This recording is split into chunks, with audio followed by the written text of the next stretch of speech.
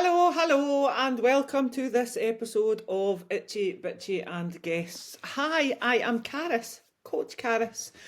Today, I am answering a few of anonymous questions. So all my clients are given the link to a form every week to fill in an anonymous question form. So it's literally, do you have any anonymous questions?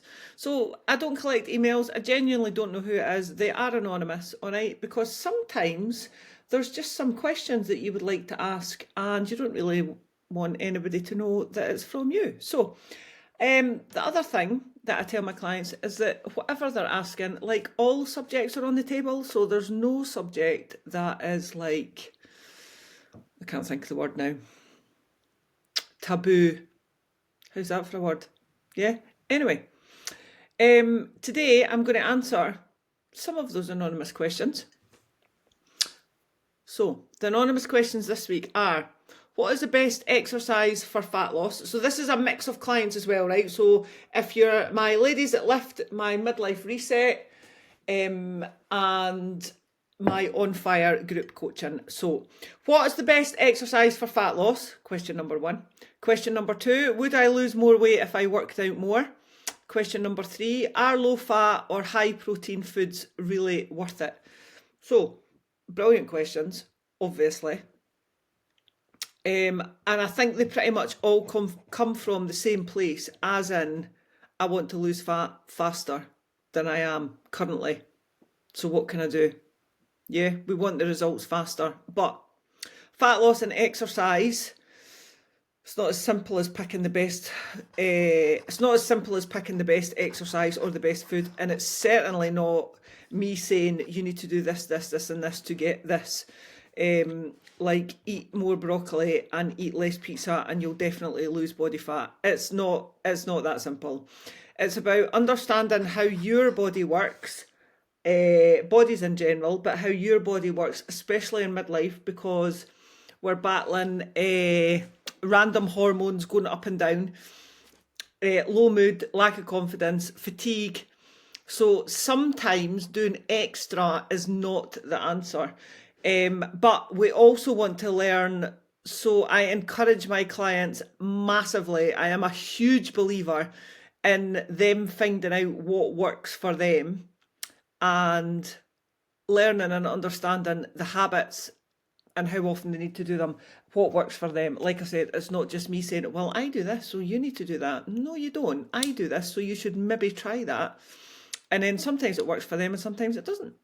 So anyway, here is some real chat. Best exercise for fat loss. Do you know, I actually get asked this all the time. And if you'd asked me this before I became a CrossFit coach and a online nutrition coach, I probably would have said running. That's bollocks, by the way. Absolute bollocks. And it just shows you as well how misinformed I was. So there is no single best fat burning exercise. Not at all. I had a conversation with a client the other day and we were speaking about, she's a runner, so we were speaking about running. And what she said to me was, do you know, I feel that I burn more calories when I run than I do when I walk. Probably because you think you're putting in more effort. So I blew her mind, because you don't actually burn. So the calories that you burn doing a 5k walk and the calories that you burn doing a 5k run are exactly the same. Exactly the same. The only difference is that you do the running quicker, so it takes you less time. But if I gave you the same time slot, as in you've got an hour, go for a walk, you've got an hour, go for a run, you would probably, if you're a runner, be able to run for a longer distance than you would walking in that hour. Therefore, you will burn more calories. So if you're comparing the distance, etc., all right, then you burn the same calories walking and running. So please do not get lured into this. But also, what I should say, right, there's no single fat burning exercise, right? But also, if you think that you are exercising for fat loss, I need you to work really hard on dropping that, because it will do you way more damage than anything else. We do not exercise for fat loss. We exercise for longevity. We exercise to strengthen our bones and our joints. We exercise for our mental health. We exercise to feel awesome, to look good naked, etc. All right? We sort out our nutrition for fat loss. See, the sooner you can understand that, the sooner you'll stop punishing yourself, and the sooner you'll understand that for fat loss, it's not the hour that you're in the gym, because that's easy, in comparison to watching what you put in your mouth the other 23 hours. Turning up for an hour for a workout is the easy option. So please try and separate those two thoughts. We do not exercise for fat loss. Right, but on that note, the best exercise is actually the one that you can stick to and the one that you can stay consistent with. And I'm not talking about exercising for fat loss. I'm talking about exercise for your health, for your bones, for your joints, for your mental health. So you can feel awesome in your body with loads of self-confidence, which will let you feel awesome naked and in front of the mirror. So find the exercise that you like. Don't listen to all the bullshit out there about menopausal women shouldn't be doing HIIT, menopausal women shouldn't be running. There is only one thing that you definitely should be doing as a midlife woman, and that's lifting weights. But you don't have to only do that. You can mix that in with whatever it is that you love at the moment, right? I don't particularly like lifting a barbell. It's funny that, because I'm a CrossFit coach and I've been doing it for 7 years now. I still don't particularly like it. I struggle massively to make myself work out when there's a barbell in the workout. I would much rather like hang off a rope or a bar or pick up a dumbbell or jump on the assault bike or the ski machine. Absolutely. But sometimes you just need to do all the stuff that you don't want to do because you know that it's good for you. So there you go. Anyway, find one. Find the thing that you like. If it's not weightlifting, add in some weightlifting. Yeah? Everybody should do yoga, by the way. 100%. All weightlifters should do yoga. All yoga people should lift weights. Absolutely. Find the exercise that you love, whether it's Zumba, whether it's Les Mills, whether it's CrossFit. It doesn't matter. That's the one that you will stick to. Yeah. Back to the strength training, right? It is actually essential for midlife women. It preserves the muscle that we have. It builds more muscle. It supports our metabolism. You actually burn more calories lifting weights than you do going for a run. That is very true, by the way. And it also shapes your body as you lose fat. So a lot of women come to me to lose fat. They want to make themselves smaller. They want to make themselves narrower. Whatever way they want to have less body fat. And I counterbalance that by saying, you actually maybe do want to lose fat, but we also need to look at your body composition. So we want you to, at the very least, retain the muscle that you have and possibly build the muscle, more muscle. Yeah? Walking, daily walks, cardio and movement through the day all support calorie burn. Yeah, but muscle, that's the long game. That's what you're looking for. Yeah, a pound of fat, a pound of muscle builds more it burns more calories, 100%. But we need a mixture of everything. All right, banging. So, to summarise, there is no fat burning exercise. And the quicker you can get away from this I exercise to lose fat malarkey that's going on in your head, right? It's not the 90s anymore, or the 80s. We've got way more scientific evidence than we've ever had before. So, get away from that. We exercise for our mental health, for our joints, for our bones, for our muscles. We sort out our nutrition for fat loss. Not weight loss, because we want to retain our muscle. Fat loss. Every middle-aged woman that is on a diet should be looking at body composition. So changing your body composition. Yes, we'll get you less fat, but we also want you to get more muscle, less body fat. We want to get you more muscle. All right. Question number 2. Would I lose weight if I worked out more often? You'd think, eh? Of course you would. Because when you wake up on that 426th Monday morning where you're starting again with your 1,000 calorie diet that you're going to stick to forever, because this time it's different, and then all of a sudden you're getting out your bed at 5 o'clock 7 days a week, because you think that that's actually the easy option when it's not. All right. So would you lose would you lose weight if you worked out more often? Probably not. Do you know why? Because you'll be feckin' exhausted. And you probably haven't sorted your diet out because you think that turning up to the gym for that 1 hour, 7 days a week is easier than sorting out your diet, right? And you'll have heard this, you can't out-train a bad diet. I tried very hard, by the way, to out-train a bad diet for a very long time when I used to do kettlebells. Absolutely. I could go to a kettlebell class and lift two 16-kilogram kettlebells above my head for an hour. What would I do when I'd go home? Eat a pizza and drink a bottle of wine. Couldn't understand why I wasn't skinny. You've probably done that yourselves. Yeah. Oh yeah, I'm going to burn 132 calories in my exercise class and then eat an 1800 calorie Domino pizza and drink a 600 calorie bottle of wine. Why am I not losing weight? There you go.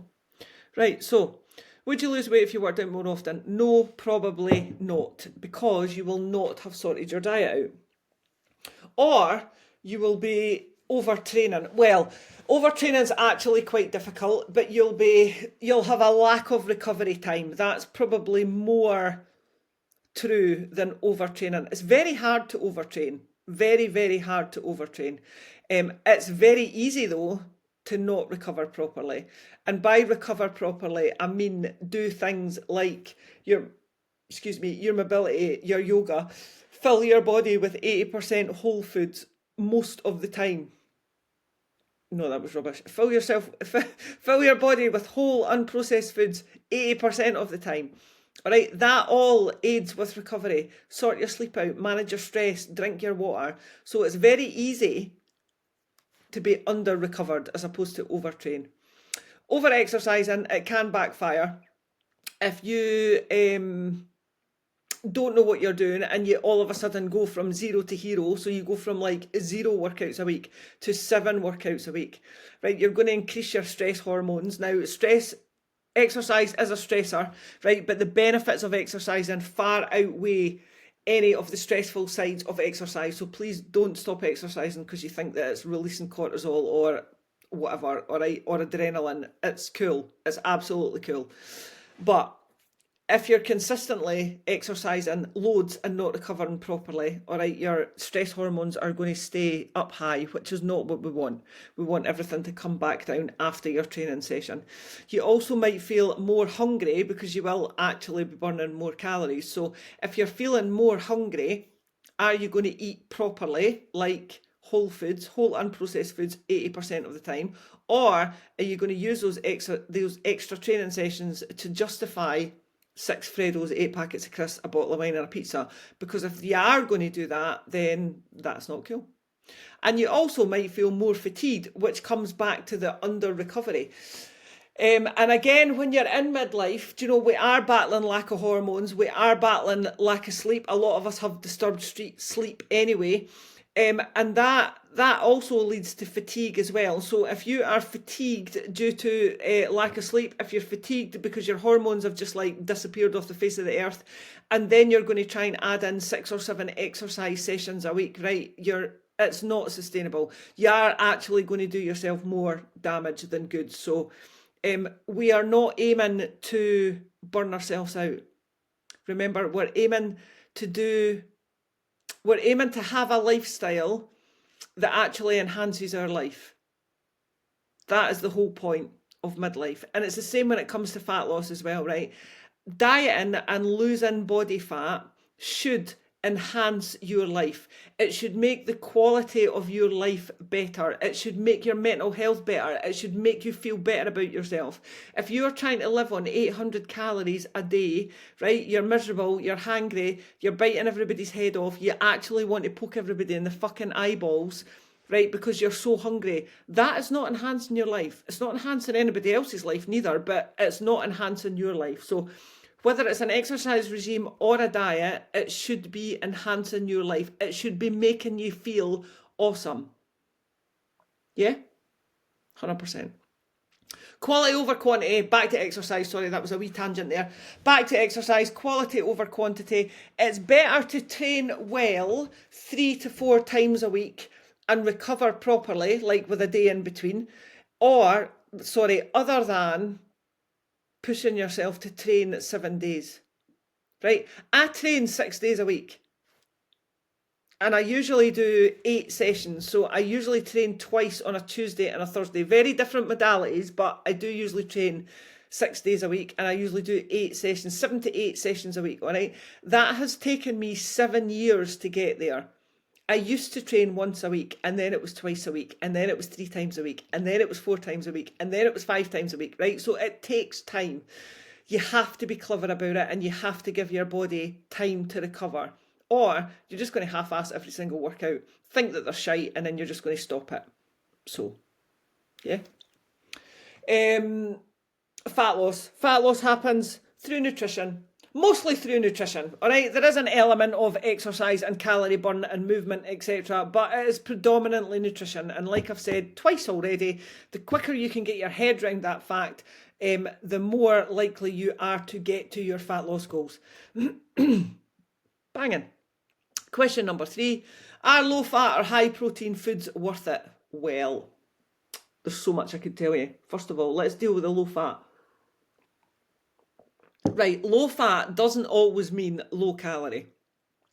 This is also another misconception. And another misconception is that if you eat dietary fat, it will cause you to get fat. That is not true. In the same way that you eat carbs, you are going to get fat. That is also not true. So consuming extra calories, consuming more calories than your body burns, will cause you to gain body fat. All right, so don't stay away from high fat foods. I'm not saying you should eat them all the time because your cholesterol will go through the roof, and that's also not cool. But the whole point of dietary fat is that it makes food tasty. So if you sat with a block of full fat cheddar and a dry rice cake, what food's going to be tastier? The full fat cheddar, of course it is. It's why full fat crisps and diet crisps, right? They're tastier. It's full fat yogurt has more taste than low fat yogurt, except there are some low fat yogurts that are actually quite good. That was maybe a shit comparison there, to be fair, all right? But dietary fat is the stuff that makes food tasty. If you are eating tasty food, you are more than likely to stick to your diet. Yeah? If you're going to live in a diet of dry oat cakes and dry rice cakes, as in bugger all fat in them, right, you're not going to last very long. I mean, let's face it. So low fat doesn't always mean low calorie. Lots of low fat foods, right, they're actually classed as ultra processed, which means they've been through a lot of processes, and it means basically that there's fuck all goodness in them. They're full of sugar and they're full of fillers. So at some point you need to decide low fat, whether it's worth it or not, right? Now, I eat some low fat things. I do eat protein yogurts, right? They are low in fat and they have extra protein in them. I eat them because I actually like them. I eat low-fat Baby Bells. This actually goes against everything that I stand for. I'm a total full-fat gal. Anyway, I eat low-fat Baby Bells because 2 Baby Bells is 10 grams of protein for 80 calories, right? It's pretty hard to get 10 grams of protein. Now, I could eat full-fat cheese and get 10 grams of protein, but the calories would be higher, and I would literally be going into the fridge and cutting a wedge of cheese off, which is one of my nemesises, and I try not to do that anymore, but I did used to do that, all right? So high cholesterol can come from eating too many full-fat foods, so it's about balance. If I'm going to eat full-fat cheese and take the calorie hit of full-fat cheese, I'm going to bloody well enjoy it, and it's going to be on like toast under the grill, so it's going to be like grilled cheese or roasted cheese. Absolutely. Or it's going to be on the top of like a mountain of cheese on a baked potato. When I'm just going about my day-to-day shit, being all healthy and all over it, I'm not going to take the calorie hit for full fat cheese. I'm going to eat low fat Baby Bells. So this is something again that you need to decide. If you like the products that you're eating, banging. Because if you're eating food that you like, you're actually going to stick to your diet. And I mean diet as in either fat loss or weight maintenance, just your diet in general, not necessarily a diet. All right, so you need to decide whether it's taking the hit. I would never eat low-fat butter, ever. Absolutely not. I'd actually rather do without because it's a pointless exercise. All right, I would never eat margarine, etc. In fact, I didn't even eat spreadable butter because it's in a tub and it's like one step away from plastic. But I just wouldn't do it. I wouldn't eat 50% less fat crisps either. I don't see the value in them. I would rather do without and then wait until I was going to go all in and have all the nice crisps. So this is something that you need to decide for yourself, but don't just eat low fat because you think that it's healthy. I'll give you another wee top tip in a minute, all right? High protein foods, right? High protein foods are generally more filling because protein fills us up, right? So when we eat protein, it's processed in the tummy. When we eat carbs and fat, it's processed in the mouth. So when we eat protein, it travels all the way down to our tummy. Our tummy processes the protein, and then it doesn't let any food out. So it doesn't let the fat, the carbs, or the protein out our stomachs until the protein is processed by our body, which is why it keeps us feeling fuller for longer. All right. So if you are going to eat I'll give you an example. High protein bread. I'll give you an example. Right. If you are going to eat protein bread because you like it, you are willing to pay over the odds for a loaf of protein bread, banging. Absolutely knock yourself out. If you're going to eat protein bread because you think that that's what you need to do to increase your protein when you haven't actually bothered your arse to go and find the foods that are filled with protein, the natural foods like chicken, ham, salmon, fish, etc., then that's not cool, all right? Because you're just going to get stung and you're just going to end up regretting it. The Jason's sourdough, I must admit, right, when I was in the massive calorie deficit, so I was on 1400 calories. Remember, this was a planned fat loss phase and a planned deficit, and it was a very strict deficit for a very short time, 4 weeks. I was really struggling to get protein in because of the low calories that I was on, so I changed to Jason's protein bread. However, I am now back to Jason's sourdough because it's my favourite. I was only eating that protein bread to actually get my protein in for that short amount of time. When I was on a higher calorie deficit, there's no way I would have went anywhere near protein pish, bagels, bread, any shite like that. Just wouldn't do it. It's not for me. But again, it comes down to you deciding what works for you. So protein fills us up. It supports our muscle. This is what makes our muscle and what retains our muscle, all right?